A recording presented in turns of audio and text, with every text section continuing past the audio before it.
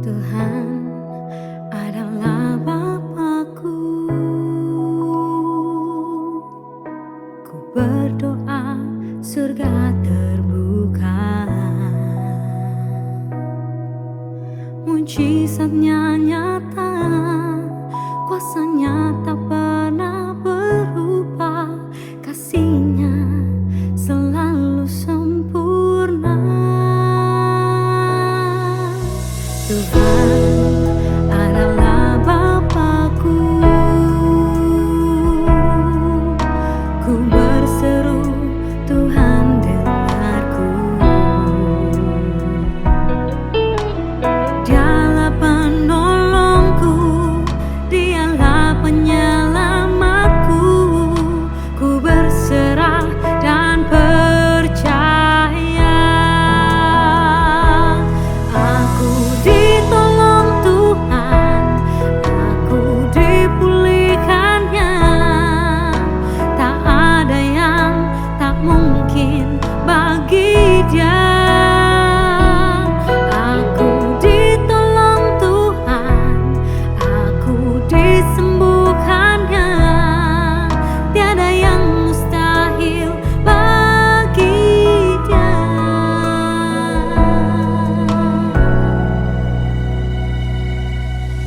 Tuhan adalah Bapakku. Ku berseru, Tuhan dengarku. Dialah penolongku, Dialah penyelamatku. Ku berserah dan percaya. Aku ditolong Tuhan, aku dipulihkannya. Tak ada yang tak mungkin bagi Dia. Aku ditolong Tuhan, aku disembuhkannya.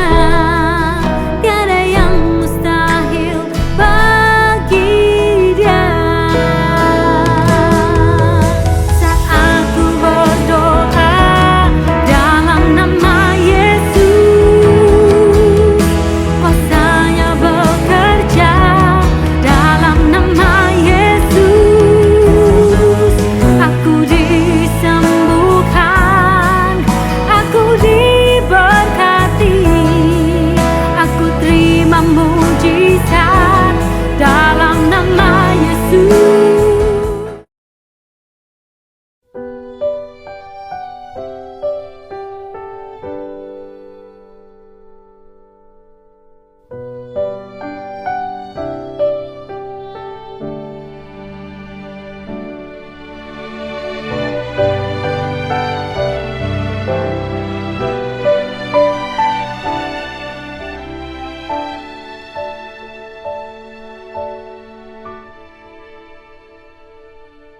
Besar setiamu di hidupku, yang tak bersyarat mengasihiku. Ku tak dapat hidup di luar kasih-Mu Tuhan. Ku bersyukur ku memilikimu. Kasih setiamu Tuhan, kasih setiamu besar, ajaib dan heran Tuhanku. Tak berhenti ku memuji-Mu. Kasih setiamu Tuhan, kasih setiamu besar,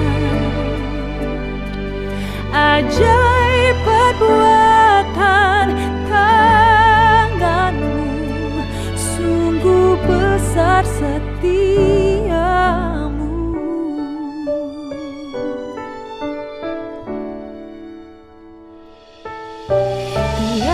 terukur setiamu, dalamnya tak dapat ku selami. Ku tak dapat hidup di luar kasih-Mu Tuhan. Ku bersyukur ku memilikimu. Kasih setiamu Tuhan, kasih setiamu besar, ajaib dan heran Tuhanku, tak berhenti ku memuji-Mu. Kasih setiamu Tuhan, kasih setiamu besar, ajaib perbuatan tangan-Mu, sungguh besar setiamu.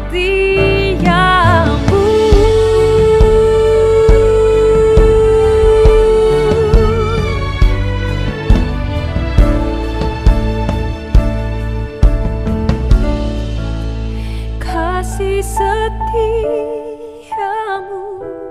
Tuhan, kasih setiamu besar,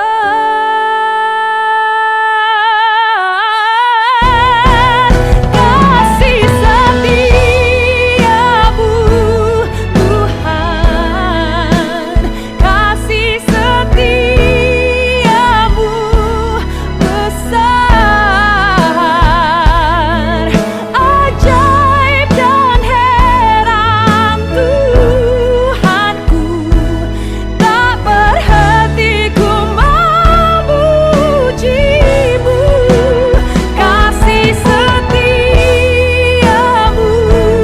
Tuhan, kasih setiamu besar, ajaib perbuatan tangan-Mu, sungguh besar setiamu.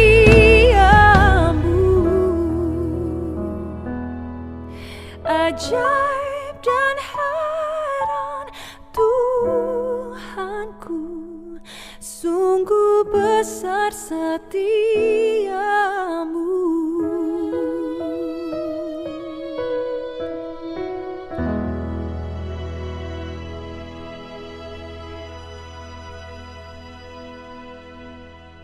Firman Tuhan pada pagi ini akan terambil dari Roma 6 ayat 1 sampai dengan 14. Roma 6 ayat 1 sampai dengan 14, demikianlah firman Tuhan. Jika demikian, apakah yang hendak kita katakan? Bolehkah kita bertekun dalam dosa supaya semakin bertambah kasih karunia itu? Sekali-kali tidak. Bukankah kita telah mati bagi dosa? Bagaimanakah kita masih dapat hidup di dalamnya? Atau tidak tahukah kamu bahwa kita semua yang telah dibaptis dalam Kristus telah dibaptis dalam kematiannya? Dengan demikian kita telah dikubur bersama-sama dengan Dia oleh baptisan dalam kematian, supaya sama seperti Kristus telah dibangkitkan dari antara orang mati oleh kemuliaan Bapa, demikian juga kita akan hidup dalam hidup yang baru. Sebab jika kita telah menjadi satu dengan apa yang sama dengan kematiannya, kita juga akan menjadi satu dengan apa yang sama dengan kebangkitannya. Karena kita tahu bahwa manusia lama kita telah turut disalib, supaya tubuh dosa kita hilang kuasanya, agar jangan kita menghambakan diri lagi kepada dosa. Sebab siapa yang telah mati, ia telah mati dari dosa. Jemaat yang dikasihi Tuhan, beberapa tahun yang lampau seorang gembala sidang yang mengundang saya untuk berkhotbah di gerejanya sebelum kebaktian berkata kepada saya, Pak Beni, di Singapura ada pendeta yang terkenal, tapi ajarannya sesat Pak. Dia berkata sekali diselamatkan tetap diselamatkan. Tidak peduli perbuatan orang Kristen itu macam apa, kalau dia meninggal pasti masuk surga. Aduh Pak, pengajaran ini ngawur sekali. itu bisa mendorong orang-orang Kristen untuk hidup di dalam dosa terus-menerus, tidak peduli dengan hukum-hukum Tuhan. Enak sekali dong Pak, kalau gitu orang bisa tetap jadi pemabuk, penjina, penjudi, kemudian serakah, benci orang lain, bahkan bunuh orang lain, tetap masuk surga. Betul-betul ajaran yang ngawur Pak. Saudara-saudara yang dikasihi Tuhan, ajaran yang dianggap sesat oleh gembala itu, bahwa keselamatan itu hanya karena anugerah Allah, sekali diselamatkan, akan diselamatkan oleh Tuhan tanpa mempertimbangkan perbuatan-perbuatan orang itu, rasanya akrab dengan keyakinan keselamatan kita, bukan? Kita percaya bahwa keselamatan itu bukan karena usaha manusia, tapi karena perbuatan anugerah Allah yang mengirim putranya untuk mati di kayu salib mengganti hukuman orang-orang berdosa, hukuman saudara dan saya. Saudara, walaupun demikian saya dapat melihat poin positif daripada gembala sidang itu. Yaitu kekhawatirannya bahwa ajaran keselamatan karena anugerah itu akan mendorong orang-orang berdosa atau orang-orang percaya untuk hidup tetap di dalam dosa, tanpa memperdulikan takut akan Tuhan. Saudara yang dikasihi Tuhan, sebenarnya apa yang dikhawatirkan oleh gembala sidang itu sudah menjadi kekhawatiran oleh orang-orang Kristen Yudais, yaitu orang-orang Kristen yang berasal dari bangsa Yahudi, saudara. Orang-orang Kristen Yahudi yang hidup di kota Roma pada 2000 tahun yang lampau. Saudara, ketika mereka mendengar pengajaran Paulus tentang keselamatan itu anugerah, bahwa Allah menjamin keselamatan orang percaya sampai pada kekekalan, mereka merasa sangat keberatan. Mereka kekhawatiran yang sama dengan gembala sidang itu. Kalau begitu orang Kristen akan terus-menerus hidup di dalam dosa. Saudara, karena itu pada waktu Paulus menulis pasal 6 dari kitab Roma, di ayat pertamanya, Paulus mengantisipasi tanggapan mereka atau keberatan mereka dengan menulis dalam bentuk pertanyaan. Demikianlah Roma 6 ayat pertama. Jika demikian, apakah yang hendak kita katakan? Bolehkah kita bertekun dalam dosa supaya semakin bertambah kasih karunia itu? Saudara, dalam bahasa gamblangnya, saudara, dalam bahasa sehari-hari boleh saya terjemahkan seperti ini. Kalau begitu boleh dong kita berbuat dosa terus-menerus, supaya kasih karunia Allah menjadi semakin bertambah dalam hidup kita. Saudara-saudara, ini pikiran logis tapi tidak waras. Kenapa logis, saudara? Karena keberatan orang-orang Kristen Yahudi pada saat itu dimunculkan karena rangkuman Paulus tentang keselamatan dalam Kristus yang ditulis dalam Roma 5 ayat 20-21. Tetapi hukum Taurat ditambahkan supaya pelanggaran menjadi semakin banyak. Dan perhatikan saudara, di mana dosa bertambah banyak, di sana kasih karunia menjadi berlimpah-limpah. Saudara, konsekuensi logis dari ajaran Paulus adalah berbuat dosalah terus-menerus. Tidak apa-apa kok. Karena pada akhirnya kasih karunia, pengampunan Tuhan, anugerah Tuhan akan menyucikan. Nggak jadi soal berbuat dosa itu. Logis bukan? Tapi ajaran ini tidak waras, saudara. Pemikiran seperti itu tidak waras. Mengapa, saudara? Karena bagaimana mungkin orang bisa terpikir untuk mendapat kasih karunia Allah, anugerah Allah, pengampunan dari Allah yang suci dengan cara melakukan dosa yang menjijikkan hati Allah. Gak wajar bukan, saudara? Jadi bolehkah kita bertekun di dalam dosa? Supaya kasih karunia Allah atau pengampunan Allah semakin banyak di dalam diri kita. Saudara-saudara, dengan tegas Paulus menjawab di dalam ayat yang keduanya, sama sekali tidak, atau sekali-kali tidak. Dengan kata lain, saudara, pikiran seperti itu sesat, pikiran itu tidak wajar, pikiran itu tidak kudus. Saudara yang dikasihi Tuhan, kebanyakan kita pasti tidak sepaham dengan keyakinan orang-orang Kristen Yudais di kota Roma pada saat lalu. Tapi dalam praktiknya sangat mungkin banyak orang Kristen, saudara, yang meyakini bahwa keselamatan itu anugerah, diselamatkan bukan karena perbuatan baik kita, hidup di dalam dosa, dengan santainya melakukan dosa. Karena mereka tahu mereka dijamin dengan pengampunan dan pasti akan diterima oleh Tuhan di surga ketika mereka meninggal. Saudara, tindakan seperti ini jelas memanipulasi kasih karunia Tuhan. Dan mungkin saja saudara, orang-orang yang berpikiran seperti itu ada di antara kita. Barangkali saudara, barangkali juga saya. Kita dengan bebasnya dan santainya melakukan dosa, tidak menjaga kekudusan hidup kita dengan perhitungan Allah toh akan mengampuni kita. Saudara, benarkah pemikiran itu diperbolehkan terjadi pada diri kita? Paulus sekali lagi menegaskan, sekali-kali tidak. Mengapa saudara? Di dalam ayat kedua Paulus menjelaskan karena kita adalah orang-orang yang telah mati bagi dosa. Telah mati bagi dosa. Saudara, tentu Paulus tidak bermaksud bahwa orang Kristen itu tidak dapat melakukan dosa lagi atau tidak dapat jatuh di dalam dosa. Tetapi ketika dia mengatakan mati bagi dosa, dia sedang mengingatkan orang percaya akan satu peristiwa yang telah terjadi di masa lalu mereka. Apa itu? Mereka telah mati. Tetapi bukan mati secara fisik, tapi mati bagi dosa. Ini menegaskan di antara orang percaya dan dosa tidak ada ikatan lagi, saudara. Tidak ada hubungan lagi.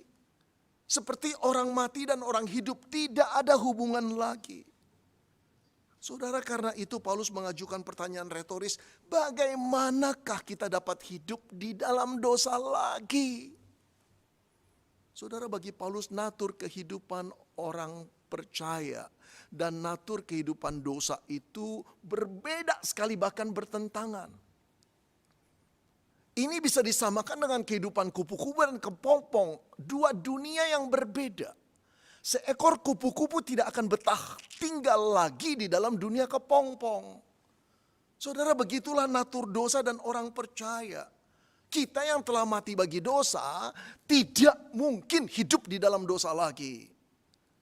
Saudara-saudara, kapan sih orang percaya itu mati dalam dosa? Jawabnya adalah pada waktu mereka dibaptis di dalam Kristus. Ayat ketiga menjelaskan, saudara, Paulus berkata, atau tidak tahukah kamu bahwa kita semuanya telah dibaptis dalam Kristus, telah dibaptis dalam kematiannya. Saudara, baptisan yang dilakukan dengan cara selam, merendam di dalam air, saudara, ini melukiskan posisi yang tepat orang Kristen di dalam Kristus yang dikerjakan oleh Roh Kudus. Bahwa ketika Kristus mati, orang Kristen juga mengalami kematian. Bahwa ketika Kristus dikubur, orang Kristen juga mengalami penguburan. Bahwa ketika Kristus bangkit, orang Kristen juga mengalami kebangkitan bersama dengan Kristus. Hidup kita sudah diperbaharui. Kita telah mati bagi dosa. Ini penting sekali untuk kita pahami. Pertanyaan berlanjut, saudara, apa sih pentingnya memahami bahwa kita telah mati bagi dosa bersama dengan Kristus yang telah mati di kayu salib? Saudara, yang pertama, kita menyadari bahwa tubuh dosa kita hilang kuasanya. Mari saudara lihat ayat yang ke-6, khususnya 6a. Karena kita tahu bahwa manusia lama kita telah turut disalib, supaya tubuh dosa kita hilang kuasanya. Saudara, tubuh dosa atau manusia lama yang dulu sering berkuasa, memerintah kita, mendominasi diri kita, yang membuat kita seperti kerbau dicocok hidungnya, nurut saja. Setelah kita mati bagi dosa, tubuh dosa kita tidak lagi mempunyai kuasa atas kita. Kuasa dosa itu telah dipatahkan dengan kematian Kristus. Kuasa dosa tidak lagi bisa menjadi bos kita. Dia bukan keluarga kita, dia bukan kekasih kita, dia bukan pasangan kita. Kita tidak perlu mengikuti perintah-perintahnya lagi. Saudara, hubungan kita dengan dosa telah selesai. saat kematian Kristus dan kematian kita bagi dosa. Tetapi barangkali muncul pertanyaan dalam diri saudara, tapi kenyataannya tidak seperti itu, Pak. Dosa mendominasi kuat dalam diri saya, tetap saja saya merasakan godaannya dan bujukannya. Saudara, itu betul sekali. Itu realitas yang terjadi dalam diri orang percaya. Lalu gimana, Pak? Saya ingin menggambarkan realitas itu, realitas dosa itu, saudara, dengan salah satu eksperimen di dalam dunia psikologi yang terkenal itu, yang dilakukan oleh Ivan Pavlov. Eksperimen itu disebut classical conditioning. Saudara-saudara, Pavlov mengadakan eksperimen dengan beberapa ekor anjing. Setiap kali ia ingin memberi makan anjing-anjing itu, ia membunyikan bel terlebih dahulu. Saudara, pertama-tama anjing itu tidak terpengaruh dengan bunyi bel itu. Ketika Pavlov membawa makanan, baru mereka bergerak, berdiri, lalu air liur mereka menetes.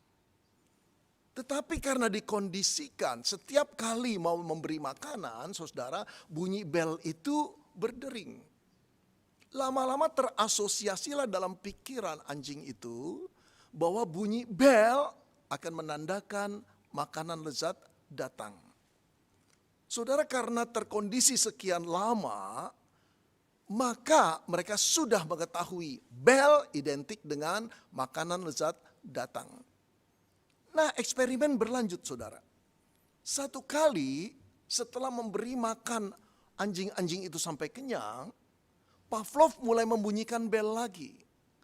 Padahal anjing-anjing itu baru saja makan, perut mereka kenyang dan mereka tidak butuh makanan. Lalu apa yang terjadi, saudara? Anjing-anjing itu berdiri, bergerak, maju ke depan, dan air liur mereka menetes kembali. Padahal mereka tidak lapar. Padahal mereka tidak butuh makanan. Tapi suara bel itu mengasosiasikan dengan kenikmatan, kelezatan, kelegaan yang akan memuaskan diri mereka. Saudara, respon kita terhadap dosa bisa digambarkan seperti itu. Sejatinya dosa tidak punya kuasa lagi pada orang yang telah mati bagi dosa. Yang telah ditebus oleh darah Kristus. Yang dosa bisa lakukan hanyalah membunyikan bel itu. Yang membuat pikiran kita terasosiasi dengan kenikmatan-kenikmatan, kelegaan-kelegaan yang dulu pernah kita nikmati. Tapi sejak jadi orang percaya, saudara, bel itu tidak lagi sebetulnya bisa mempengaruhi engkau dan saya. Kuasa dosa itu telah dipatahkan dengan kematian Kristus. Karena itu, saudara, ketika bel itu berbunyi, jangan biarkan pikiran kita terasosiasi dengan kenikmatan-kenikmatan yang pernah kita alami. Tapi asosiasikanlah pikiran kita dengan Kristus yang tersalib, yang mati bagimu dan bagiku, dan kita turut mati bersama dengan kematiannya. Maka kuasa dosa itu tidak akan berpengaruh apa-apa. Saudara, seandainya bila dulu saudara seseorang yang geram, marah dan pendendam, kalau ada orang yang mencaci maki atau mempermalukan saudara, rasanya saudara tidak akan tenang kalau tidak dibalas mempermalukan dia lagi. Sampai puas saudara membalasnya. Tapi sekarang setelah saudara jadi orang percaya, ketika mendengar bel dan mengasosiasikan kenikmatan membalas sampai saudara puas, sekarang perlu dikendalikan. Asosiasi pikiran saudara bukan pada kepuasannya, tapi asosiasikan pada Kristus yang tersalib. Dan bersama dengan kematiannya engkau telah juga mati bagi dosa. Maka saya percaya saudara akan tenang di hadapan Tuhan. Karena saudara tahu kuasa tubuh dosa itu telah mati pada waktu saudara mati bagi dosa. Saudara-saudara, biarlah kasih karunia Tuhan itu menjadi berlimpah-limpah di dalam diri saudara. Bukan karena saudara berbuat dosa, justru karena saudara mensyukuri dan mempergunakan kasih karunia itu sebagai modal kekuatan untuk menentang kuasa dosa itu. Yang kedua, saudara, apa sih pentingnya memahami bahwa kita telah mati bagi dosa bersama dengan kematian Kristus? Yang kedua, kita tidak lagi menghambakan diri kepada dosa. Saya akan baca ulang ayat ke-6 secara keseluruhan dan masuk ayat ke-7. Karena kita tahu bahwa manusia lama kita telah turut disalibkan supaya tubuh dosa kita hilang kuasanya. Yang kedua ini saudara, agar jangan kita menghambakan diri lagi kepada dosa. Sebab siapa yang telah mati, ia telah bebas dari dosa. Saudara-saudara, Paulus menegaskan pada orang percaya agar sungguh-sungguh menyadari bahwa sejak Kristus mati menanggung dosa-dosa orang percaya, dosa engkau dan saya, secara yuridis di hadapan Tuhan, manusia lama kita telah mengalami kematian yang berakibat pada terputusnya ikatan hidup orang yang percaya dengan dosa. Saudara, argumen itu dikatakan Paulus pada ayat yang ke-7. Siapa yang telah mati, ia telah bebas dari dosa. Saudara, ketika seorang mengalami kematian, maka dosa tidak lagi mampu memerintahkan orang itu. Orang mati tidak akan berespon terhadap godaan dosa. Orang mati tidak bisa cemburu. Orang mati tidak bisa iri hati. Orang mati tidak bisa serakah. Orang mati tidak bisa berjudi. Orang mati tidak bisa, saudara, untuk berzina. Tidak bisa. Kematian melepaskan dia dari perbudakan dosa. Oleh karena itu pada waktu kita telah mati bagi dosa bersama dengan kematian Kristus, sebetulnya kita bukan hamba dosa lagi. Tidak, saudara, kita adalah orang bebas. Saudara, ibaratnya saudara mempunyai seorang teman dekat yang saudara kenal dari kecil dan saudara merasa begitu cocok dengan dia. Keakraban saudara dengan sahabat saudara itu melebihi keakraban saudara dengan saudara-saudara sekandung saudara sendiri. Saudara, dia mempunyai kesamaan hobi, kesamaan macam olahraga yang disukai, kesamaan genre musik, makanan, fashion. Bagi saudara dia betul-betul cocok. Sampai kalau kehilangan dia 1 jam saja, saudara merasa ada yang hilang dalam diri saudara. Bagi saudara, saudara adalah dia dan dia adalah saudara.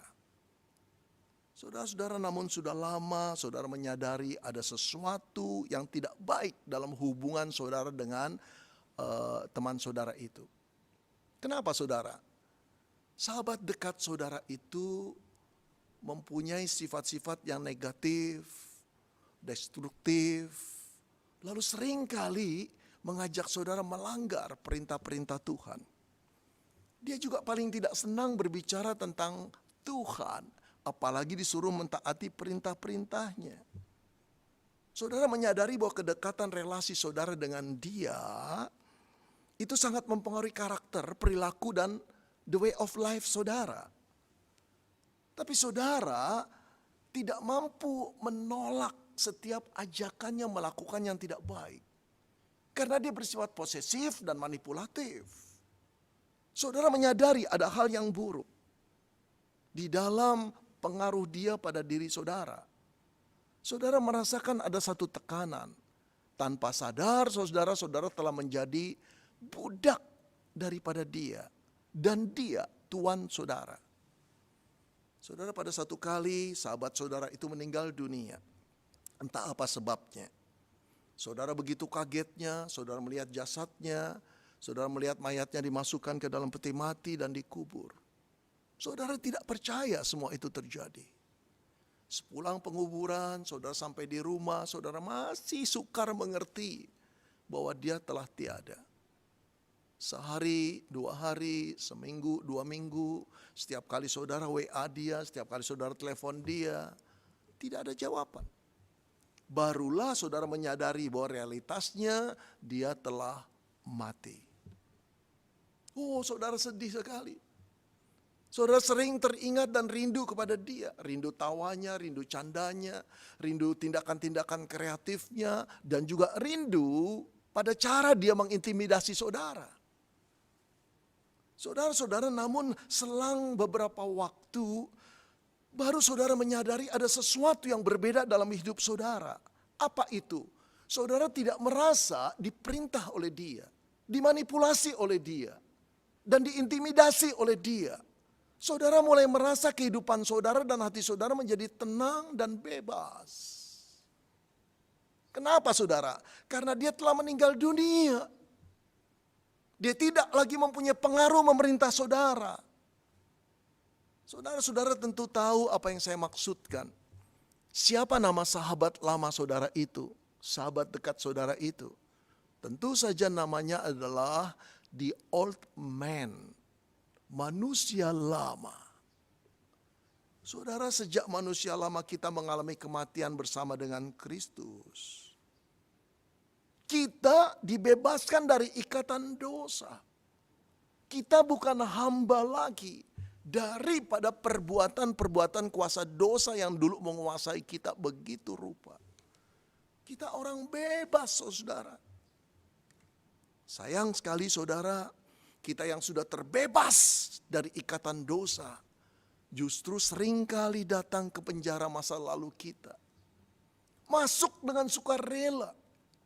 Diam di dalam kegelapan kamar penjara itu dan menikmati dosa lagi dan lagi. Kita tidak sadar kita adalah manusia bebas. Kita bukan pesuruhnya lagi, kita bukan bujangnya lagi, kita bukan budaknya lagi. Saudara, yang perlu kita sadari adalah sepenuhnya kita ini manusia bebas dari perbudakan dosa. Kasih karunia Allah yang telah menebus kita memerdekakan kita dari perhambaan dosa. Jangan lagi menuruti perintah bujukan daripada dosa. Saudara, saat dosa memikat kita lagi, membujuk kita lagi, menggoda kita lagi, katakan pada diri saudara sendiri, aku bukan hambamu. Kasih karunia Allah tidak akan aku manipulasi. Aku tidak mau mengikuti perintahmu kecuali perintah-perintah Tuhan.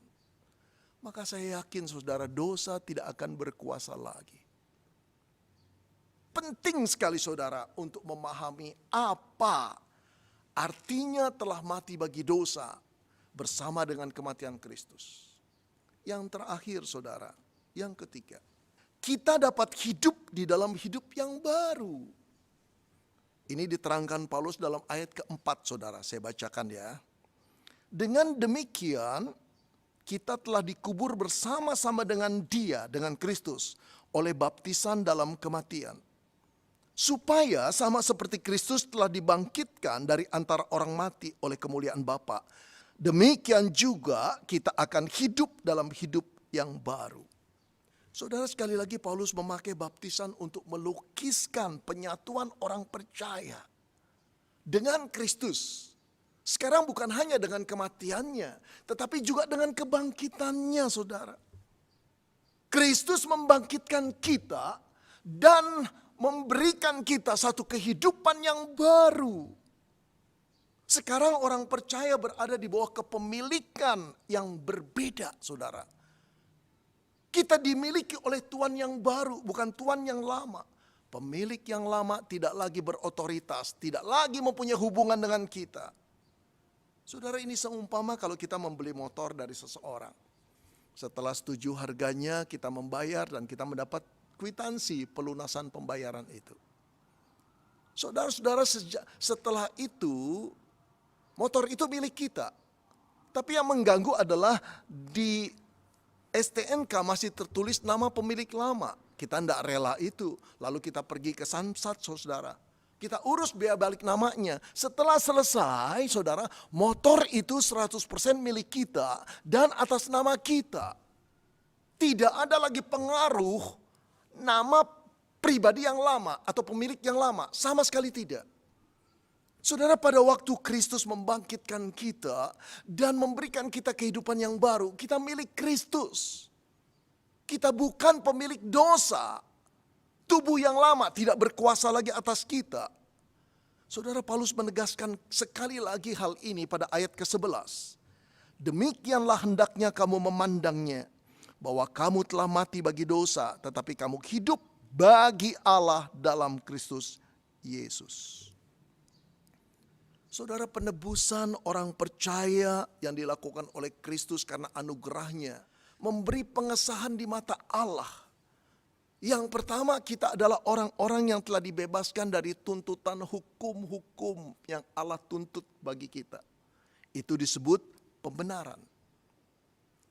Kedua, kasih karunia-Nya dilimpahkan agar kita menempuh satu kehidupan yang baru. Ini yang disebut pengudusan, saudara. Saudara-saudara, dua hal, pembenaran dan pengudusan itu dilakukan karena kasih karunia Tuhan terhadap orang-orang berdosa, terhadap engkau dan terhadap saya. Saudara, kasih karunia Allah diberikan kepada kita secara berlimpah, bukan untuk menjadi lisensi kita berbuat dosa, tapi lisensi ketika kita jatuh dalam dosa dan Allah akan membangkitkan kita lagi. Saudara-saudara, sampai di sini saya harap saudara jelas. Apakah ada seorang yang berkata, saya masih ragu, Pak. Mengapa aku selalu gagal dan gagal lagi, tidak bisa berbuat selain dosa? Aku sulit menjaga kekudusan hidupku. Saudara, mungkin persoalannya adalah saudara kurang memahami dan menghayati arti dari kasih karunia.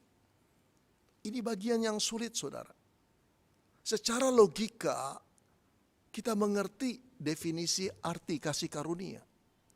Tapi untuk benar-benar memahami dengan akal budi kita dan mencerna dalam hidup kita dan menghayati dalam kelakuan kita, itu merupakan satu kesulitan yang luar biasa.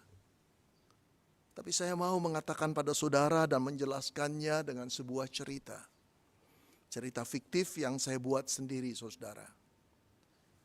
Saudara, ada seorang PSK tua yang sedang sakit-sakitan. Dulu pada waktu dia muda, dia seorang gadis cantik, yang seksi, yang setiap laki-laki ingin menyewa dan menikmati tubuhnya. Berapapun tarif yang dia berikan, orang akan selalu mengejarnya, bahkan mengantrinya. Saudara-saudara, gadis PSK yang seksi ini tidak peduli dengan omongan orang, tidak peduli dengan moralitas, dia melakukan apa yang dia inginkan. Tapi setelah dia menjelang tua, saudara, kulit-kulitnya mulai keriput, kecantikannya memudar, tamu-tamunya pun mulai berkurang. Begitu memasuki umur yang lebih tinggi lagi, saudara, hampir tidak ada orang yang mau menidurinya dan membayarnya. Apalagi dia sakit-sakitan. Saudara, pada satu kali teman-temannya mendapati dia tergeletak di kamarnya dalam keadaan yang menggigil. Demam tinggi, lalu mereka membawanya ke rumah sakit. Saudara, ketika dilakukan pemeriksaan dengan teliti, ternyata wanita ini, PSK tua ini, teridap virus HIV, saudara. Oh, saudara, teman-temannya satu persatu menyingkir dari dia. Setelah perawatan di rumah sakit, dia harus kembali pulang. Tidak ada satu orang temannya pun, saudara-saudara, yang menyambut dia. Saudara, dia terpaksa meninggalkan rumah kontrakannya yang sederhana, pindah ke sebuah kamar yang dikontrak, satu kamar yang kumuh, saudara, karena dia tidak punya uang terlalu banyak lagi. Saudara, di dalam keadaan yang makin menderita dengan sakitnya, tinggal kulit pembungkus tulang, satu hari datanglah seorang dokter muda, seorang dokter yang pandai, seorang dokter anak orang kaya, seorang dokter yang ganteng, saudara. Dia mendengar info ada seorang PSK tua yang sedang menderita HIV. Saudara, ketika dia datang, dia mendapati seorang PSK tua yang terbaring, lemah dan tidak berdaya. Lalu kemudian dia mulai mengobatinya. Lalu kemudian dia mulai merawat. Seminggu sekali dokter muda ini datang, bahkan sering pula seminggu 2 kali. Saudara-saudara, dokter ini tanpa pamrih, dia merawat dengan penuh kasih sayang. Saudara, lama-lama terjalinlah persahabatan antar PSK tua ini dengan sang dokter. Seperti teman, seperti sahabat lama saling ngobrol. Pada satu kali, saudara, dokter muda ini berkata pada PSK tua itu, "Aku ingin bicara kepadamu, bicara yang serius." Saudara, PSK tua itu menatap sang dokter muda. Hatinya bergetar, dia tahu apa yang akan dikatakan dokter itu. Lalu dia berkata pada sang dokter, "Dokter, katakanlah apa yang kamu ingin katakan. Jujurlah padaku, aku siap menerima semua berita buruk." Saudara, dokter itu menatap sang PSK, lalu berkata, "Aku mencintaimu. Aku mengasihimu. Maukah engkau hidup bersama-sama dengan aku sebagai istriku?" Saudara, ini yang tidak diduga oleh PSK tua itu. Dia terkejut mendengar perkataan dokter. Lalu dia balikan tubuhnya. Lalu mulai menjerit dan berkata, "Dokter, kalau kamu tidak lagi mau merawat aku, tinggalkan aku, tapi jangan hina aku seperti itu." Sekarang dokter muda itu yang terkejut. Dia tidak nyana responnya seperti itu. Lalu dia meyakinkan PSK tua itu bahwa dia mencintai dan mengasihi PSK tua itu. Tapi apapun yang dia katakan, tetap saja PSK tua itu sukar percaya. Sukar percaya. Kenapa saudara? Ya enggak adalah cerita seperti itu. Barangkali saudara dari tadi berkata, "Pak Beni kalau ngarang cerita yang logik betul-betul Pak. Yang realistis Pak." Enggak ada orang seperti itu. Kalau pelacurnya, PSK-nya masih muda, seksi, barangkali ada Pak. Kalau udah tinggal tulang, bau lagi, kena HIV, mana ada Pak. Yang mencintai dokter muda, ganteng, anak orang kaya, pinter lagi. Enggak ada Pak. Itu cerita terlalu fantastic. So fantastic. Very, very amazing, incredible, unbelievable. Tidak ada Pak. Saudara benar. Cerita seperti itu tidak akan pernah ada di dalam dunia ini. Tidak pernah ada. Mustahil terjadi. Tapi tahukah saudara? Kedatangan Kristus dengan kasih karunia-Nya untuk menyelamatkan orang berdosa. Jauh lebih unbelievable daripada cerita yang saya karang itu. Lebih menggetarkan, lebih fantastik. Bagaimana mungkin Allah yang kudus dan mulia, yang telah dikhianati oleh engkau dan saya, mau datang sebagai manusia dan menebus engkau dan saya. Saudara, itulah yang disebut kasih karunia Tuhan. Kasih karunia Tuhan. Saudara, bagaimana mungkin kita mengkhianati kasih karunia itu dengan terus-menerus hidup di dalam dosa. Itu sama dengan pelacur itu saudara. Itu sama dengan PSK tua itu. Ketika dia menerima cinta pemuda itu, dia masih berpikir, aku ini cantik, aku ini seksi. Masih banyak pemuda yang akan menikahiku lebih daripada orang ini. Lalu dia mulai selingkuh dan mengkhianati. Saudara-saudara, itu orang tidak tahu diri bukan? Saudara-saudara, saya ingin mengatakan, sebetulnya di mata Tuhan kita tidak lebih daripada PSK tua itu. Yang pada waktu-waktu yang lalu kita melakukan dosa seenak kita dan tidak memperdulikan hukum-hukumnya dan perasaan Tuhan. Tapi dia tetap mengirimkan putra tunggalnya untuk menyelamatkan engkau dan saya. Agar engkau hidup bersama dengan dia. Lalu bolehkah setelah kita diselamatkan kita masih hidup di dalam dosa? Berkubang dosa. Karena kita tahu bahwa kasih karunia-Nya tidak akan berubah. Karena kita tahu bahwa kita akan selalu diampuni. Karena kita tahu pada waktu kita meninggal dunia dia pasti membawa kita ke surga. Bolehkah? Saudara-saudara, jelas seperti Paulus. Sekali-kali tidak. Biarlah kita hidup bagi Kristus. Dan kita tidak hidup lagi sebagai budak dosa. Biarlah kita berkata, aku bukan budak dosa. Aku hamba Allah. Permuliakan Allah dengan tubuhmu. Terpujilah Dia yang memberikan kasih karunia berlimpah-limpah kepada kita. Dan menguduskan hidup kita untuk kemuliaan namanya. Amin.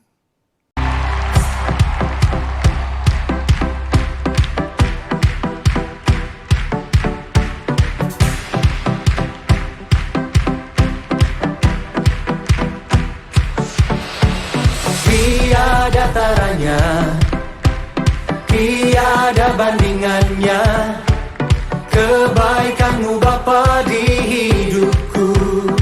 Amin. Mengubah segalanya, kasih yang ku terima tak tergantikan.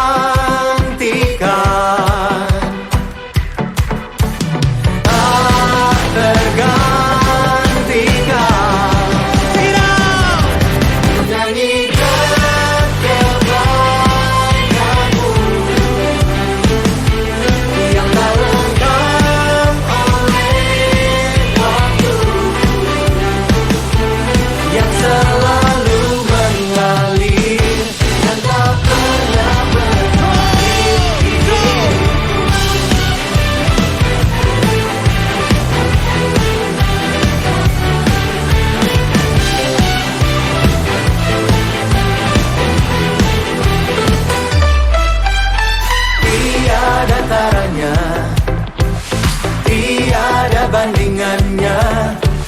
Kebaikan-Mu Bapa di hidupku, mengubah segalanya. Kasih aku terima, tak tergantikan, tak tergantikan, tak tergantikan. Sama-sama nyanyikan. Menyanyikan kebaikan-Mu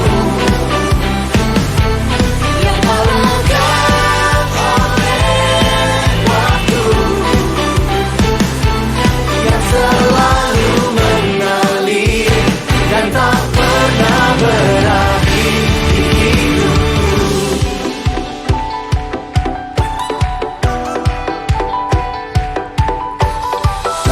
Engkau baik, sangat baik. Engkau baik bagiku. Ku nyanyikan kebaikan-Mu yang tak lekang oleh waktu. Everybody go!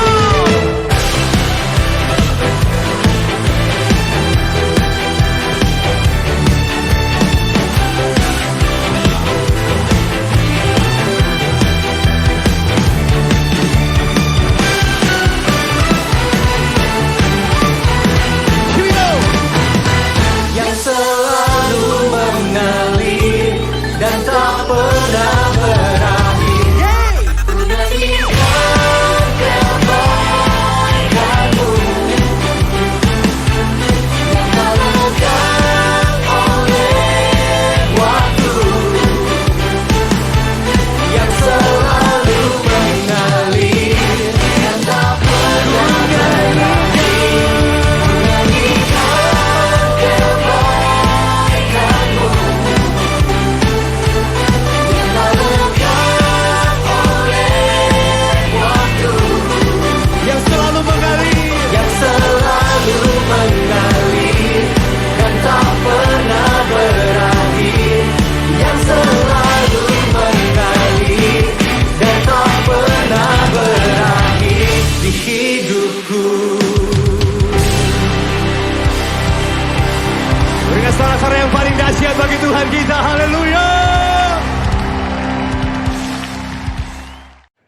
Sekarang terima kasih karunia dan damai sejahtera Tuhan Yesus Kristus dan kasih Allah Bapa kita serta persekutuan Roh Kudus menyertai setiap kita sekarang, seterusnya, dan selamanya.